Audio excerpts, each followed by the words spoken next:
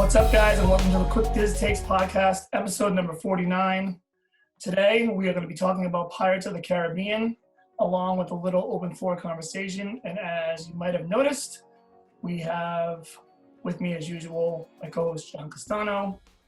But new to the program today, we have Sarah Skook Castano, who we may have guessed is Johnny's wife, and Sarah Patterson, who is my lovely, lovely cousin.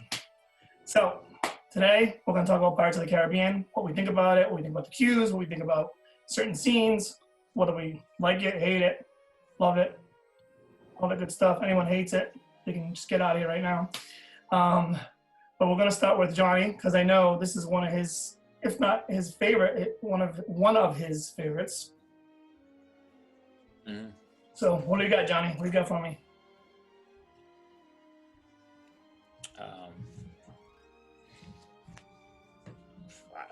I don't know where you want me to start.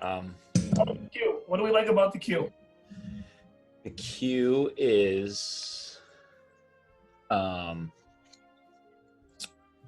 Q's a good Q because of the feel of being in some sort of like I don't want to say dungeon, but like some sort of like what the heck's the word? Like a fort? A fort, yes, a fort. Like with the fort, you get the different the cannons and the gun racks and the little almost like little jail cell type things. And you also get that one little room with the two pirates in a stalemate playing chess. It kind of puts you in the right mindset of what to expect from the ride, instead of just your traditional switchbacks. So. And there's always that room, of course, the kids try to crawl into, like right before you get to the end. But while we're on topic, and while we have someone in the room, Sarah's actually been to Disneyland Paris as well. So the Disneyland version in California doesn't have exactly the same type of theming, does it? In the queue area there, and you guys are familiar with that, right? Where there's not much like dungeony area going down into that queue, because it actually starts higher up, right? You don't go down into the ride. Is this making sense to anybody?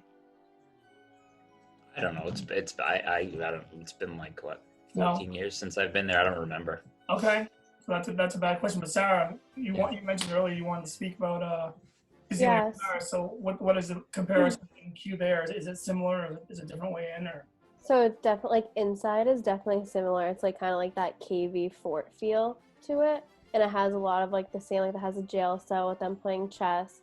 But like before you get inside, they have their like massive pirate ship that you can like go on, and like there's a jungle gym on it, and then you can like actually go inside the caves and everything before you go inside the queue. And there's like a little treasure hunt thing for the kids, like you have to find where the mummies are hidden and stuff like that, which is different, but it was pretty cool. And so it's like a lot more interactive over there. Yeah, definitely.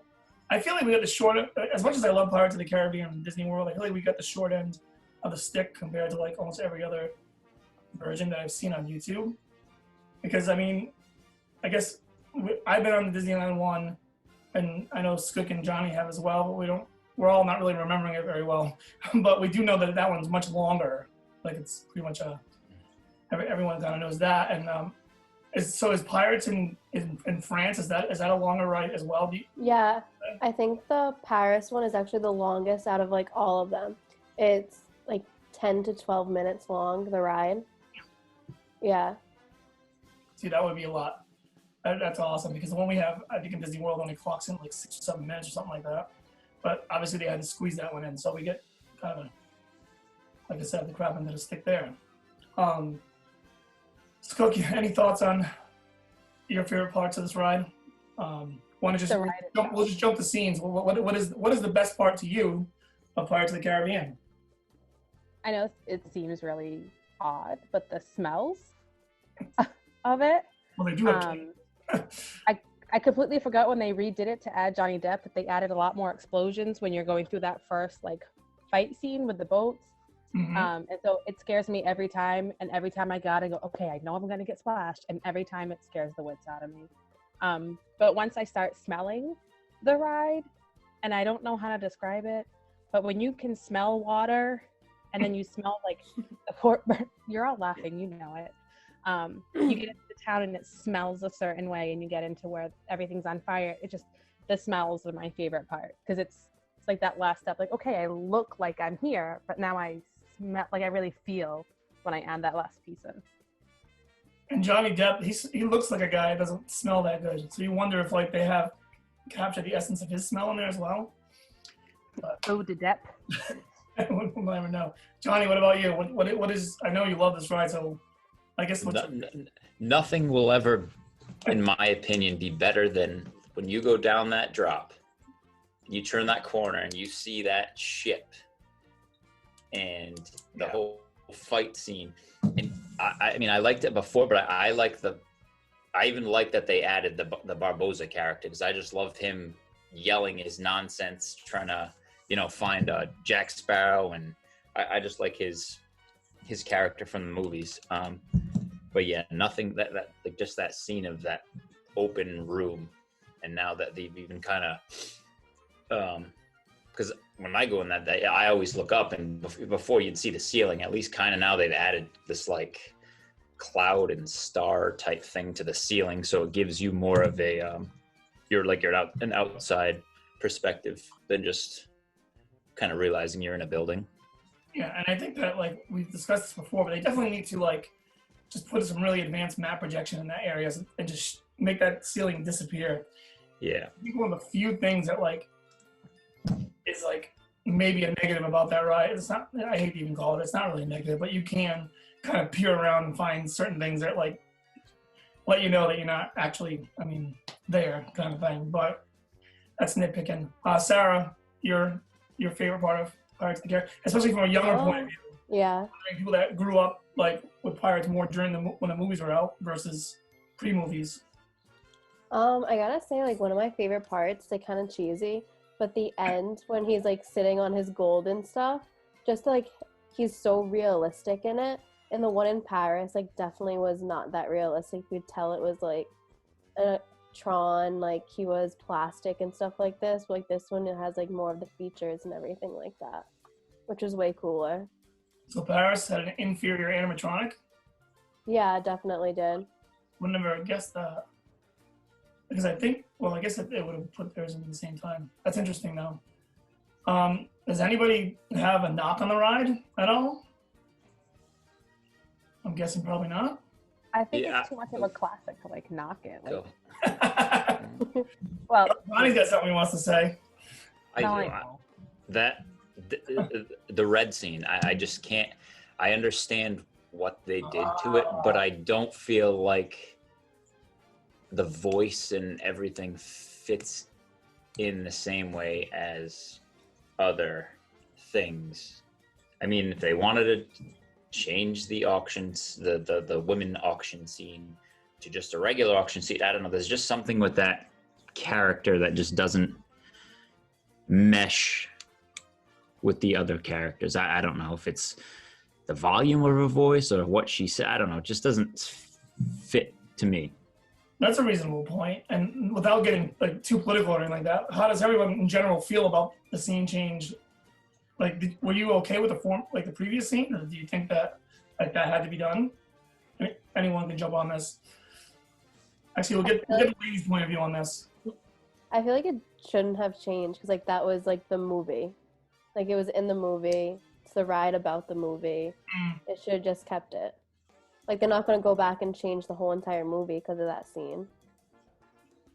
I mean, that's what really happened. They're not saying this is like a documentary or anything, but I mean, that's what it's like. If you want to make it feel like you're really in this port city where this time and age has happened, then that's what happened. I agree. I get why they did it. I absolutely understand why they felt they needed to change it. I just... Because I think, like, I don't as a hate parent, them. for example, like if Aria were on the ride and she's seen that and like asked a question about it a year down the road, a simple explanation would be exactly what you just said. It'd be like, well, the pirates are bad people and they're doing bad things.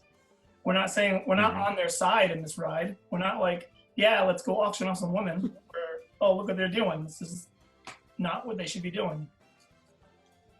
I'm on that one pirate that's sitting under the bridge getting drunk with the pigs. I'm on his side. He's having a good He's time. not no that nonsense. He's got his rum. He's good. Him and the other guy with the cat trying to give him the booze. Yeah, those guys are How having long good is that? times. How long is that guy gonna last? When they yank him out of there too? Yeah. I mean, they can't really though. They got enough patrons walking around the parks the same way now. So Yeah. I know our favorite one to point out to the boys is always when you go under that archway and there's the guy who's like sitting on the bridge and his foot's hanging out, like how dirty his foot is. That's always like the boys always look up, look, it's a dirty foot. Like that's their, like, well, they walked around barefoot. They didn't have shoes on. yeah, and that was the attention to detail Disney used to pay. Excuse me. But now it's, I get the PC stuff, but I think in that particular one, they could have done it wasn't a bad job, but they did it. It fits and everything, but I don't know. It was just Even classic. even the when they changed, I mean, years ago they had changed from the male pirates chasing the village women in circles. I mean, I see they changed it so the women are chasing. They could have left one maybe, because pirates. If you look at what pirates did, we know what pirates did to women. He could have at least, I don't know. They may have gone too far with changing everything, but I do like the little subtle, the two chickens, the woman chicken chasing the rooster, I guess, around too. Just that little detail they put in there. Yeah, like some of the stuff was changed, and it was, like I said, it was fine, but that was a good point to bring up. I wasn't even going to touch on that, but that scene, it does. I mean, and the funny thing is, like, it wasn't even, I remember being there when they were going to, like, knowing they were going to change it, and they were still selling the merch of We Wants the Redhead until, like, the last minute, Yep. They knew they had a winner there. And somebody made a decision, I guess. But speaking of which, while we're on the topic, and we kind of covered the attraction, so we're going to move along. I know we talked about this around the holidays, and a little bit on last episode, but with more people here, I'd like to get some insight. What do you think is going to happen now when they're going to make those changes to Jungle Cruise? Now, I know Jungle Cruise, I think we'd probably all agree, probably needs a few PC changes. I mean, there are actually some pretty offensive things on that ride. But do you think we're going to get, and I'll ask the girls, as Johnny and I kind of already talked about this, do you think we're going to get, like, are we going to get a rock animatronic, for example? Is this going to be, here's the movie, now here's Jungle Cruise, and everything's tied in together? Or are we going to get just dumbing some things down and making it work? I don't know. I mean, I don't know if they're going to just continue to add animatronics of the live action actors into each of the rides. I mean, maybe depending on how popular it is and how much it kind of grosses in the box office, we'll see. But I mean, based on what you had shared with me, the overhaul that's coming and the reimagining that's coming, that kind of pointed to me that they were adding that in. It seems like they were kind of taking it back to original storylines that they kind of explored further, and then just kind of updating it that way. It didn't really seem like they were adding too much of the live action stuff in. All right, and let me ask Sarah, I'll twist the question a little bit. As somebody who's younger and is used to all these IPs being tied into movies, if the movie comes out and it's awesome, do you care if they put, would you care if they put The Rock in Jungle Cruise? Do you like Jungle Cruise? I guess it's another question, is that we don't even know what your opinion is on that. I do like Jungle Cruise, but it's not one of my top favorites. But I do think if it's like really big in the movies, that they will add it into it. Because it seems like they kind of done that, and they kind of been updating it a little bit more for their rides. So I do definitely feel like they'll put in some live action into their ride. Yeah. And that ride, I feel like, definitely needs a little updated stuff in it anyway. No, that's for sure. But like, Haunted Mansion escaped it. They had a live action movie, and we didn't get any like Eddie Murphy animatronics in the ride. Thank God. But there is another script that's about that I think might have even been approved already. So there is going to be another movie, and I'm wondering if, like, it just seems like they want everything tied in, and I guess we'll see. But it just seems to be a theme of the park, and now too is like, it's just interesting when you talk about offensive things, kind of like changing Jungle Cruise, change Pirates of the Caribbean. And I was just sharing with Sarah Skook, the other day, that of the link of how they're cutting off the movies from children, Peter Pan and all that stuff because of the offensive scenes in it. But yet we have a Peter Pan attraction in the middle of Fantasyland, and those offensive scenes are in that attraction. Maybe not in such detail, but they're there. So do we lose? Are we going to get a Peter Pan involved too, or is this going to be? Are they just going to scrap Peter Pan? Is that going to be something that's just eventually erased from Disney? No, they'll probably just remove that one scene. It's probably easy enough for them to just swap it with something easily, I would think. But they would have, yeah. Just because, that ride is continuously one of the most popular attractions every single day. So, if they can just remove the Native American scene and keep it at its 45, 50-minute wait all day, every day. I think even if they just updated the scene to keep those characters in, but showed them doing something not so culturally stereotypical. So.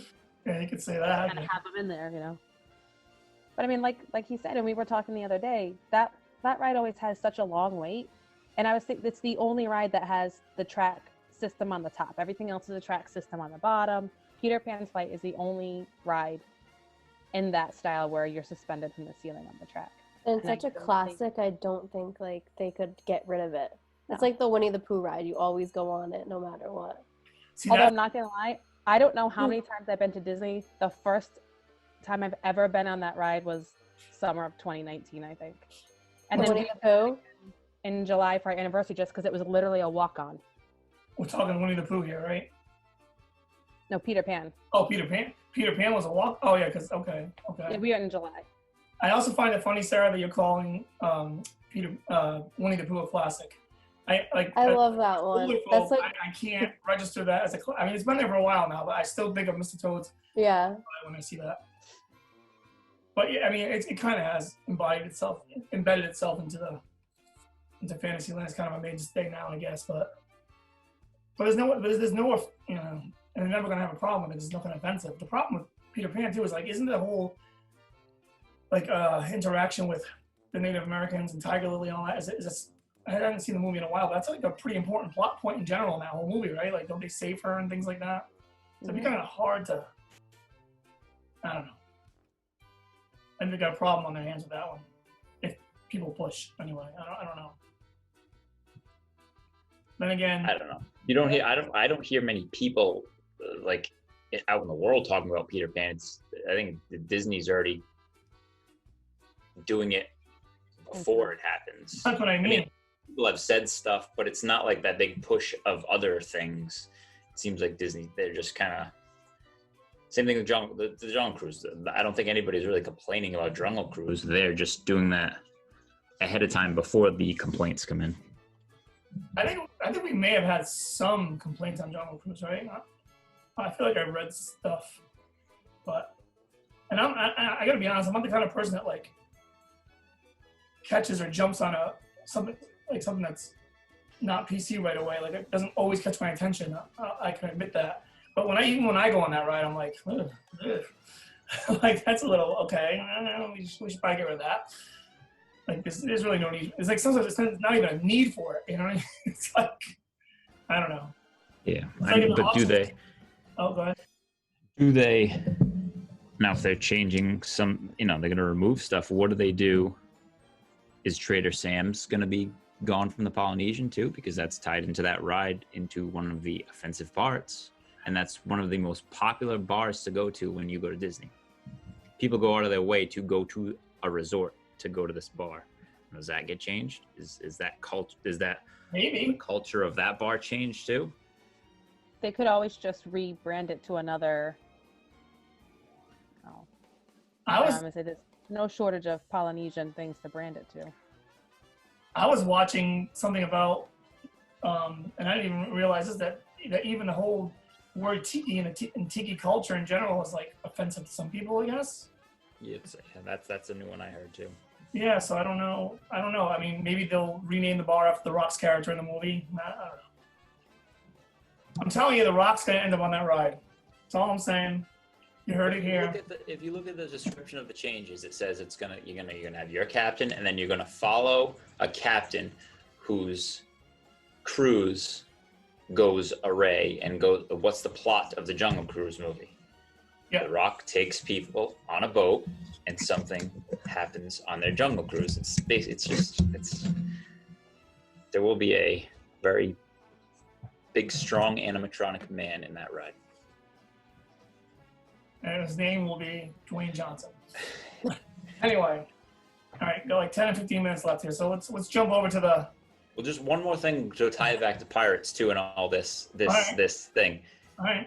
They changed it with the red scene. Now, what is the overall rumor of the reboot of the new Pirates movie going to be? It's going to have what? Is it going to have a male lead or is it going to have a female lead? Yeah, I'm hearing that. Female lead, and I'm assuming it's going to be the red character. So there they are tying the change that they made to the ride to possibly their new movie that they're going to try to reboot Pirates with. And maybe they lose Emily Blunt in the Jungle Cruise along the way. You think she's dead, and she reemerges as Red. As Red, maybe. Pirates of the Caribbean, and we have like a Disney Parks cinematic universe thing going on. Which and she survives into her old age and kills all her husbands by chopping their heads off and ends up as the bride in the... I've heard people talk about that cinematic universe. It's actually a good idea, in my opinion, but like to just tie all those rides somehow together. They could do it. They could do with the whole the sea thing. They could definitely do a whole series with all that stuff, which would probably be pretty cool. Actually, Sarah's seen it when you went to Disneyland Paris. That their haunted mansion, and what is it? Big Thunder Mountain have like a shared storyline, right? Yeah, so it was Haunted Mansion, Big Thunder Mountain, and Phantom Manor. I'm sorry. There was something else, but right next to, like, underneath it kind of was like a little like campground kind of thing, like a playground, and it was called Pocahontas's like tents or whatever, and that was all wrapped into one like little area. See, that would be cool, because you wouldn't be able to tie like Dumbo and Peter Pan together and stuff, but some of those little like rides that are actually just meant for the land and our IPs, well, you know what? I just unraveled it all because they're all going to be IPs. What does it matter anymore? Anyway. And then they should bring back they should bring back that mist screen they used to have, where they used to project the faces on it. That's just a little side thing, but they should bring that back too. That was pretty cool. Yeah, that was good. I don't get why that went away, but yeah. It always bothers me too that when you wave hi to the guy just before you leave, you know how you can see the person up there when the ride starts. You can see a person up in a little booth. Oh yes, yeah. Can they see me, or are they just being rude? I don't know. It looks like the person never moves, so I always think it's fake. Somebody please leave a comment if anyone's ever waved to them before. I'm dying. I just can't. Every time I'm like wave and they never wave. Very sad. They just focused on their job, Tim. Very Yeah, sad. they're really into it. On my part, for a middle-aged man to get upset about something like that. Anyway, all right. So let's move on to kind of like the open conversation here. And so last time I'm going to harp on this, but we had a couple more people on the show now, so I kind of want to talk about it again a little bit. And after what I just saw on Three Caballeros this week, I think it's noteworthy, and that is how, like, I know COVID is the excuse, and maybe it's a valid one to some degree, but how much more, or how badly, and or how much more is Disney going to cheap out on anything and everything possible they can cheap out on? So we've all seen, right? So we all arrive in Disney World next year. We got no Magical Express to pick us up. Okay, and I know the train's coming, but I'll believe that when I experience it when I having a positive experience with it. But we'll see. and then I'm gonna get on 3 Caballeros right when I start my trip, and I'm gonna watch cardboard cutouts with, you know, colorful cardboard cutouts. Like, what's the deal with that? I know they had a problem with the Donald animatronic, I believe. Now all 3 of them are out. Does anybody? Well, they had a problem with the Jose character first, and then now it's the Donald character. It fell over or something, and then they just took it out. Was it even? It wasn't there when we were in Christmas. No, when we were in July, it wasn't there, right? Yeah. Right, he wasn't back up. He wasn't face down on the ride, but he was. But they put him back since then, and now since then they've taken him away. Yes. And that's the best part of the ride, pretty much, is seeing those 3 animatronics. Yeah. I'm hoping it's just a revamp and they're fixing the animatronics so all 3 of them function. They're not But I even. don't know. They're not big animatronics. The only thing is they're very old. They're like, Yeah. they're from another. They're from some other ride. I can't think of what they are, but I know they're really old. So I mean, I feel like I don't know. I don't know much the ins and outs of like animatronic budgeting and things like that, but you can't have like 3 backups. I mean, it doesn't seem like there's like the most elaborate animatronics they've ever put in a ride. Well, they don't actually even move, right? They're just like figurine. No, they move. I think they do a little, you know. I think they like shake like their. Oh, like it's a small world, like Maraca type Yeah. I think so. And like Johnny said, it's bike. I mean, that ride. I mean, I'm sorry, it sucks in my opinion. It's not a great ride, but whatever. It's a ride. But my point is, like he said, it's the best part of the ride. You watch screens the whole ride. You watch a knockoff. It's a small world part of the ride, and you go to an actual decent scene at the end. And now it's cardboard cutouts. Yeah. Well, when Navi River goes down, they have just a cardboard cutout that stands in front of her at the end when that malfunctions before they can fix her. So maybe there's. No, it's at least a screen in front of it's her. a screen, right? I thought it was a screen. Yeah, it's a screen they drop down. Someone had shown it was cardboard. They had done like a live on the ride. No, it's a projection on a screen. That's what I thought too. And who knows? Maybe they did a cardboard cutout too. And maybe that's the new thing. That ride sucks. Right? The Hall of Presents is opening up next week. It's going to be a cardboard cutout. Yeah. Why? It's a quick refurb. Why even bother anymore? Yeah. You know, like Navi River Ride is like a good example of all this because that ride sucks. And the one that literally has one. That's the best part of that ride. And then one time I went on it. That's not true. The first time I went on, I should say. And I was like, oh, I can't wait to see the animatronic at least. I get to the part. It's a freaking screen. Like horrible. But anyway, not to get sidetracked. Do you think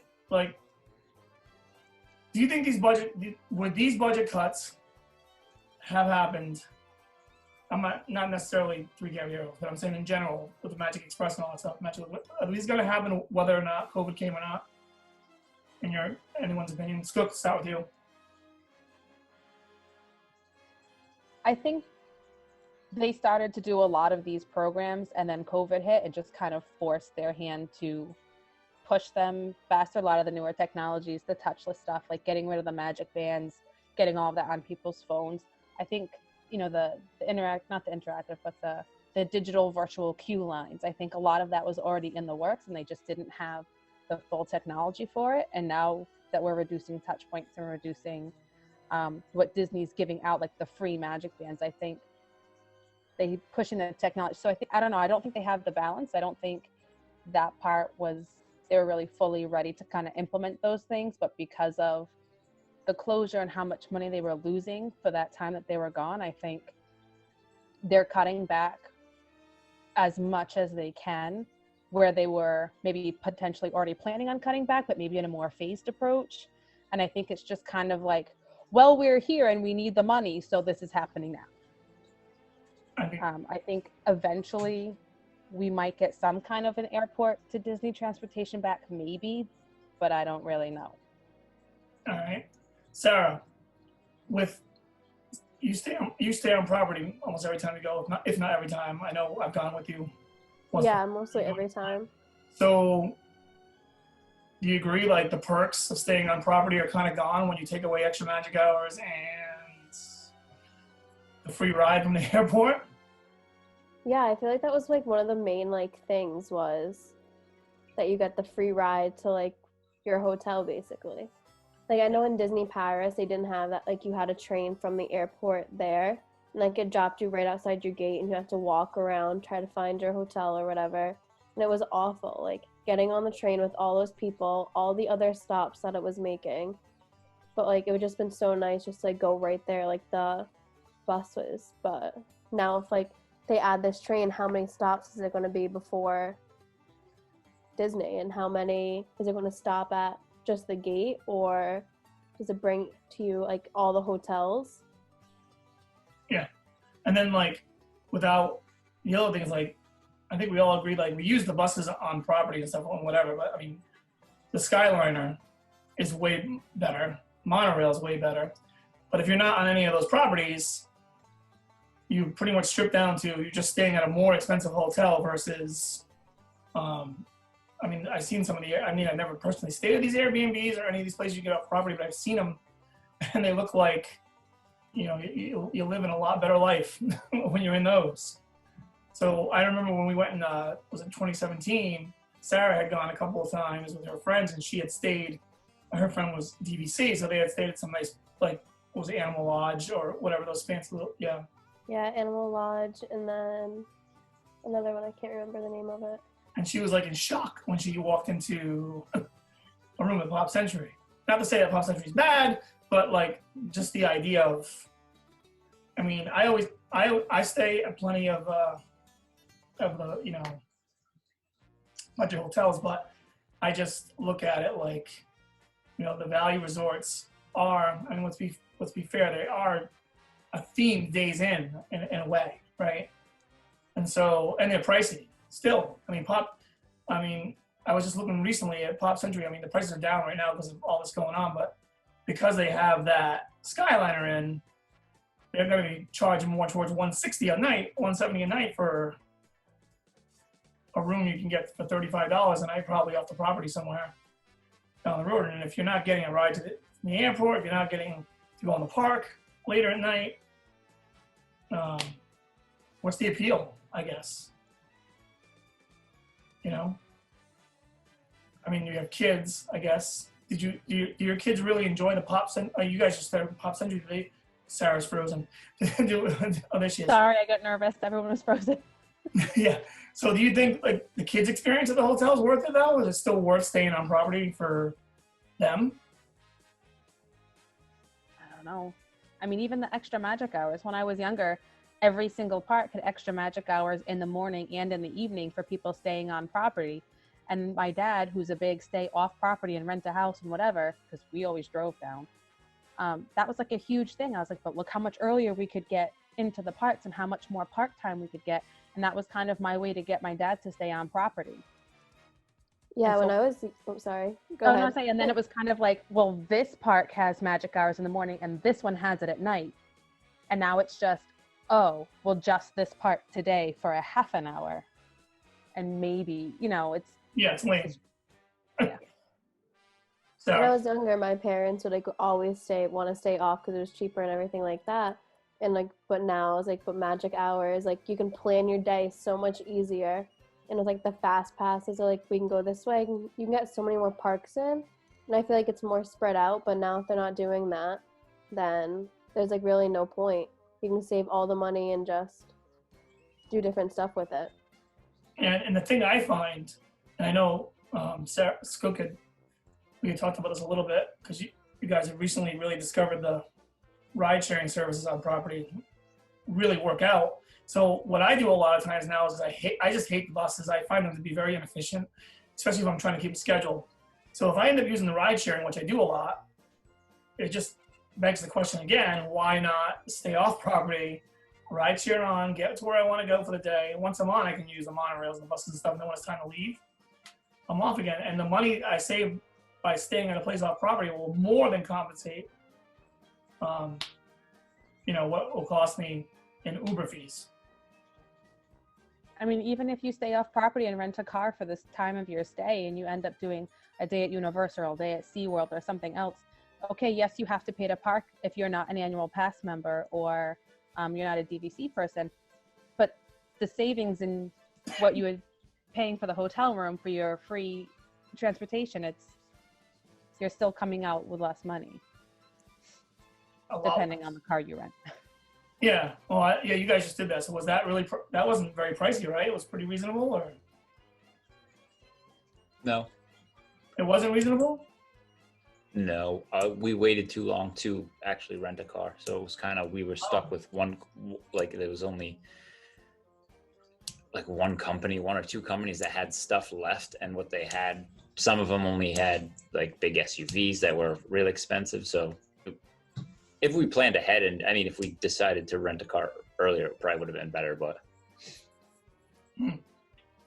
Normally there are good deals out there, though. we had the luxury of being, we didn't have to pay for parking or anything in that with the annual passes. So whatever. Yeah, well, that's good because it'll get you there. But once again, if you're doing Ubers, you don't get hammered with that.